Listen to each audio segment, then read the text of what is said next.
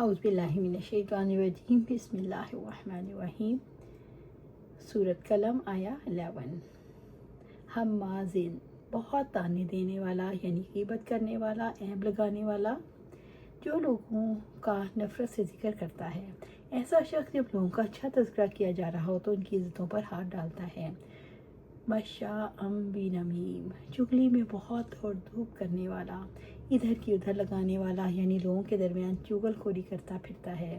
چغل خوری یہ ہے کہ لوگوں کے درمیان فساد ڈالنے اور عداوت اور بغض پیدا کرنے کی غرض سے ایک کی بات دوسرے تک پہنچائی جائے۔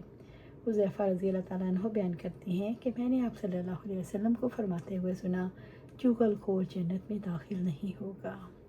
اللہ سبحانہ تعالیٰ سے دعا ہے ہمیں قرآن و سنت پر عمل کرنے کی توفیق دے اور اس سے بچیں، چغلی سے بچیں۔ سورۃ قلم آیا 20۔ مناع للخیر بھلائی سے بہت روکنے والا، یعنی جو شدید بخل کی وجہ سے مال روکتا ہے، یعنی بھلائی، کفارہ اور زکوٰۃ وغیرہ جس کا قیام اس پر لازم تھا، منع کرنے والا۔ ابو ہریرہ رضی اللہ تعالیٰ عنہ بیان کرتے ہیں کہ آپ صلی اللہ علیہ وآلہ وسلم نے فرمایا، اگر کوئی سونے اور چاندی کا مالک اس میں سے اس کا حق یعنی زکوٰۃ ادا نہیں کرے گا تو قیامت کے دن اس کے لیے آگ کے تختے بنائے جائیں گے، پھر دوزخ کی آگ سے انہیں خوب گرم کر کے اس کے پہلو، پیشانی اور پیٹھ پر داغ لگائے جائیں گے۔ جب وہ ٹھنڈے ہو جائیں گے تو دوبارہ گرم کر لیے جائیں گے اور پھر داغ دیا جائے گا۔ اس روز جس کی مقدار 50,000 سال کے برابر ہوگی، مسلسل یہ کام ہوتا رہے گا۔ بالآخر جب بندوں کا فیصلہ ہو جائے گا تو اسے یا تو جنت کا راستہ بتا دیا جائے گا یا دوزخ کا۔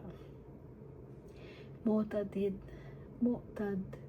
حد سے بڑھنے والا، معتد وہ ہے جو اشیاء کی حدود سے تجاوز کرے، مخلوق پر زیادتی کرنے والا، لوگوں کی جان و مال، ان کی ناموس پر ظلم کرنے والا، عصیم سخت گناہ گار، جو جرائم اور گناہوں کا ارتکاب کرے، جو لوگوں کو ان کی جانوں اور مالوں کے معاملے میں اذیت پہنچائے۔ سورۃ قلم آیا 13۔ عتلٍ سخت مزاج، جو شر میں شدید ہو، یعنی درشت خو، بد اخلاق، سخت طبیعت رکھنے والا۔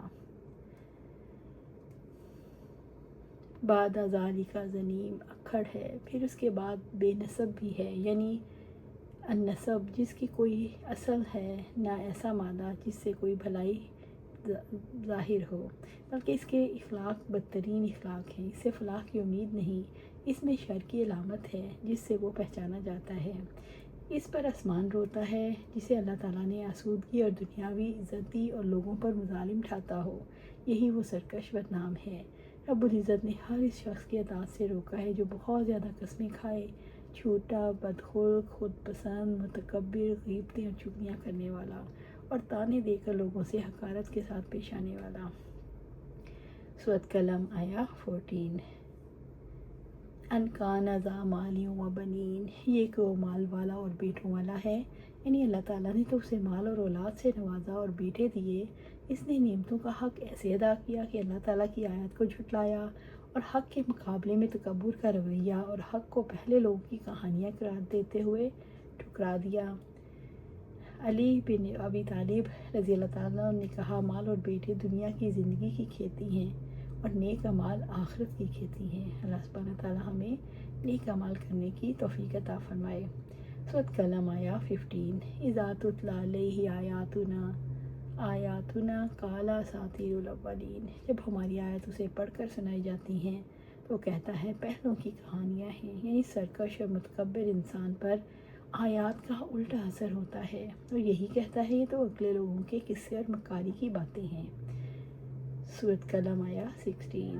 سنسمہ علی الخرطوم جلد ہی ہم اس کے ناک پر داغ لگائیں گے، یعنی اسے انتہائی ذلیل کریں گے، کوئی ایسا نہیں ہوگا جو اس کی برائی کو نہ جانتا ہو۔ رب العزت عذاب میں اس کی ناک پر داغ لگائیں گے، ہر شخص بدنامی کی وجہ سے اسے پہچان لے گا، جس طرح ناک پر داغ لگوانے والے شخص کو لاکھوں میں سے بھی پہچان لیا جاتا ہے۔ قیامت کے دن ان پر دوزخ کی مہر لگ جائے گی، اس کا منہ کالا ہو جائے گا، یعنی دنیا میں بھی ذلیل ہوگا، اس کی ناک کٹی ہوگی اور آخرت میں بھی نشان زدہ مجرم ہوگا۔ اللہ سبحانہ تعالیٰ اس سے بچائے۔ سورۃ قلم آیا 17۔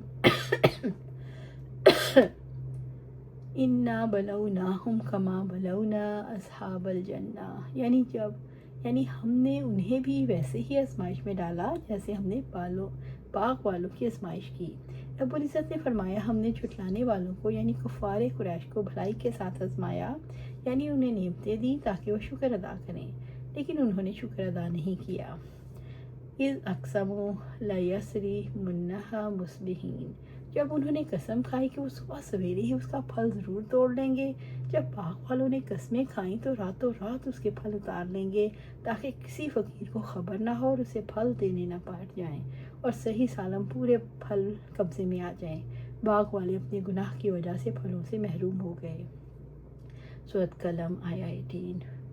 وَلَا يَسْتَثْنُونَ، وہ استثناء نہیں کر رہے تھے، یعنی انہوں نے قسمیں کھائیں اور انشاءاللہ نہ کہا تو ان کی قسمیں لوٹیں۔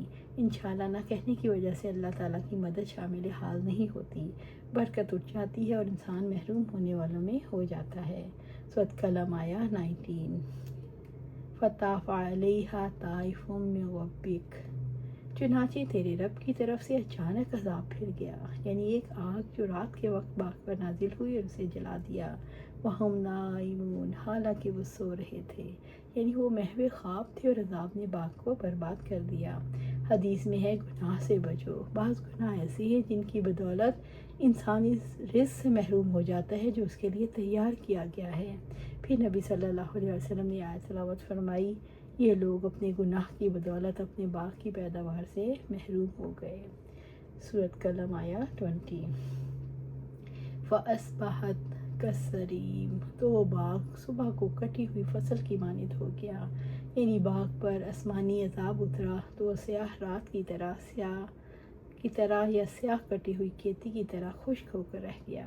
انہیں اس مصیبت کے بارے میں کچھ علم نہ تھا۔ اللہ سبحانہ تعالیٰ سے دعا ہے ہمیں قرآن و سنت پر عمل کرنے کی توفیق دے، اس پر جما دے اور جنت الفردوس کے اعلیٰ مقام پر اپنے پاس گھر عطا فرمائے۔ آمین یا رب العالمین۔